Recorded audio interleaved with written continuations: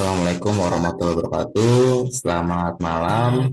Sebelumnya perkenalkan nama saya Janul Andrean dengan nomor induk mahasiswa 20 50 60 20 11 11 035. Di sini saya akan menjelaskan hasil jawaban dari mata kuliah sistem kendali dengan kelas F, yaitu dengan dosen pengampu Profesor Dr. Insinyur Rudi Sinoko, MNSC.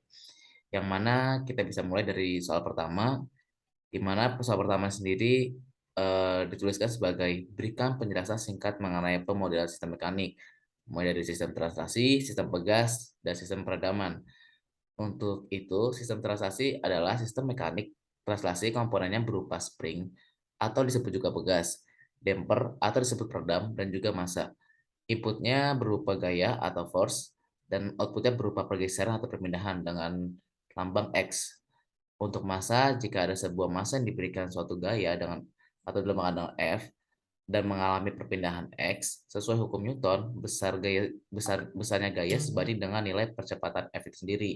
Yang mana kita tahu bahwa hukum Newton 2 yang mana berbunyi F sama dengan M kali A, atau bisa juga dirumuskan sebagai berikut, yakni F sama dengan M buka kurung D kuadrat X per DT kuadrat.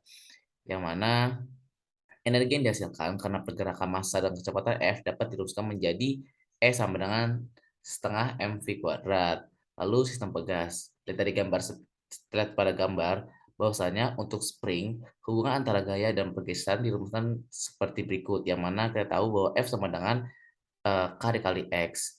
Dan untuk K sendiri adalah konstan pegasnya, dan energi pada K dirumuskan sebagai S sama dengan setengah kali K kali X kuadrat. Dan pegas yang dipasang ke paralel memiliki konstanta pegas ekuivalen, yang mana kita dapat akumulasikan, yakni KS sama dengan K1 tambah K2 tambah K3 sampai K seterusnya. Lalu untuk pegas yang suka secara seri memiliki konstanta pegas ekuivalen, yakni 1/K1, 1/K2, 1/K3 hingga seterusnya. Lalu bagaimana sistem peredaman itu sendiri? Nah, sistem peredaman atau kita bisa lihat menjelaskan damper. Damper adalah komponen peredam, biasanya berupa piston yang bergerak pada sebuah silinder dengan liquid di dalamnya yang memiliki viskositas untuk menahan piston. Besarnya gaya penggerak piston tersebut sebanding dengan kecepatannya, maka dari itu dapat dirumuskan sebagai F sama dengan C dikali dx per dt. Lalu untuk soal nomor 2, yakni jelaskan secara singkat mengenai permodalan sistem mekanik berdasarkan analogi listrik, permodalan sistem mekanik berdasarkan analogi tegangan gaya, dan perbandingan sistem rotasi mekanik dengan sistem listrik.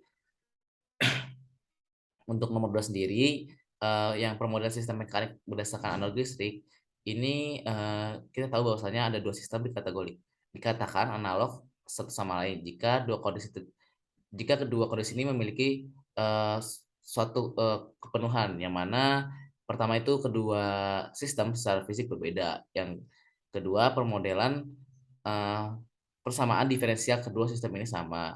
Dan sistem kelistrikan dan sistem mekanik adalah dua sistem yang berbeda secara fisik.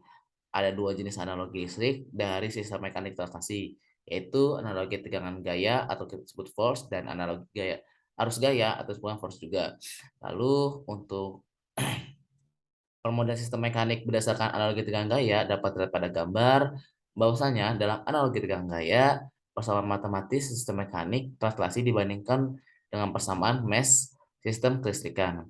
Perhatikan sistem mekanik translasi yang dapat dirumuskan sebagai F sama dengan Fm ditambah Fb tambah Fk, yang mana kita dapat turunkan kembali, yakni F sama dengan M kali D kuadrat X per dt kuadrat plus B dx per dt plus K kali X.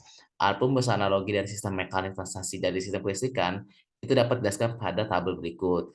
Dan dapat dilihat bahwasanya untuk perbedaan sistem translasi mekanik dan sistem kelistrikan, kalau misalkan di translasi mekanik, yaitu gayanya kita bisa lambangkan dengan F, dan sedangkan kalau di sistem kelistrikan, gaya itu diganti menjadi tegangan.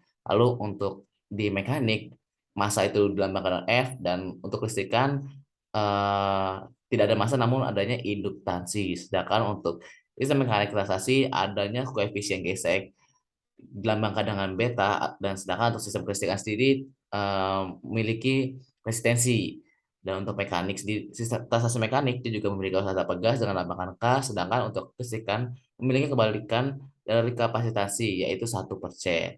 Dan untuk perpindahan dan transaksi mekanik memiliki perpindahan dengan lambang X. Selanjutnya untuk sistem kelistrikan sendiri dia memiliki muatan dengan lambang Q, dan untuk sistem transaksi mekanik dia ini memiliki kecepatan atau bisa dilambangkan dengan V, dan untuk sistem kelistrikan kita bisa melambangkan I untuk arus itu sendiri.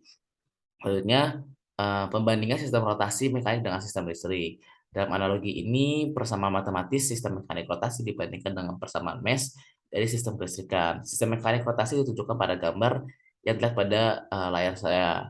Bahwasanya kita bisa dapatkan rumus yakni T sama dengan TJ tambah TB tambah TK, yang mana kita dapat turunkan kembali yakni jadi J kali D kuadrat theta per DT kuadrat plus B kali D theta per dt plus k kali theta. Adapun tabel yang menunjukkan bahwasannya besaran analog antara sistem mekanik rotasi dan sistem kelistrikan yaitu sebagai berikut. Yakni kalau untuk rotasi mekanik itu memiliki T atau bisa disebut dengan torsi. Sedangkan untuk sistem listrik sama sebelumnya dia memiliki tegangan atau bisa dilambangkan dengan V. Lalu untuk rotasi mekanik yaitu adanya momen inersia atau bisa disebut dengan J. Sedangkan untuk sistem listrik sendiri itu adalah induktansi dan bisa dilambangkan dengan L.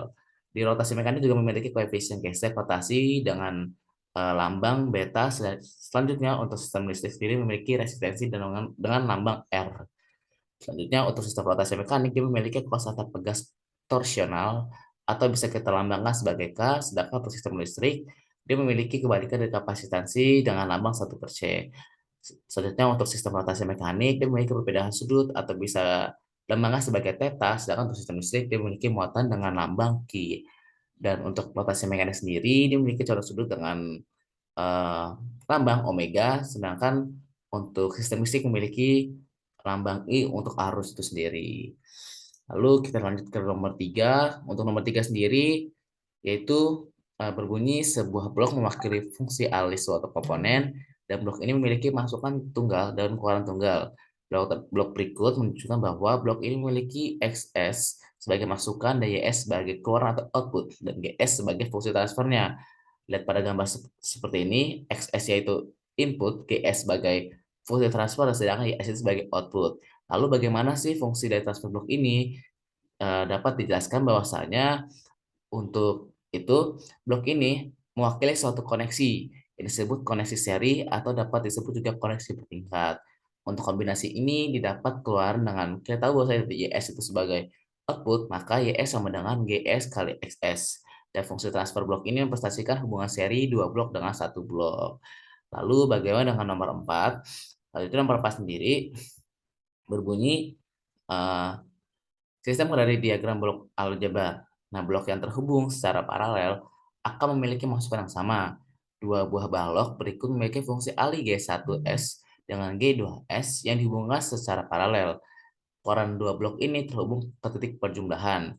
Dan dapat dilihat bahwasanya untuk gambar sebagai berikut, dan untuk kombinasi ini akan didapatkan output YS sebagai YS sama dengan akumulasi antara Y1 ditambah Y2, di mana Y1S sama dengan G1S kali XS ditambah Y2S sama dengan G2S kali XS, atau YS sama dengan G1S kali XS plus G2S kali XS sama dengan G1S plus G2S kali XS. Nah, dalam begitu, bandingkan persamaan ini dengan bentuk standar persamaan keluaran, yakni sama dengan YS sama dengan GS kali XS, di mana GS ini sendiri adalah akumulasi dari G1S tambah G2S.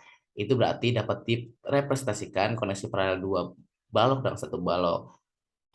Fungsi alih blok tunggal ini adalah jumlah dari fungsi alih kedua blok tersebut. Diagram blok ekuivalen ditunjukkan sebagai berikut. Lalu untuk penjelasannya yakni itu termasuk dari penyederhanaan antara dua blok yang tadi sudah dijelaskan bahwasanya kalau dari soalnya untuk apa? Untuk nilai G itu sendiri itu akumulasi dari G1 tambah G2. Karena itu koneksinya maka sebagai berikut. Akhirnya bentuk standar dari persamaannya tetap menjadi YS sama dengan GS kali XS. Mungkin cukup dari saya atas penjelasan jawaban UTS atau ujian tengah semester dengan mata kuliah sistem kendali. Mohon maaf jika ada salah kata. Terima kasih. Wassalamualaikum warahmatullahi wabarakatuh. Selamat malam.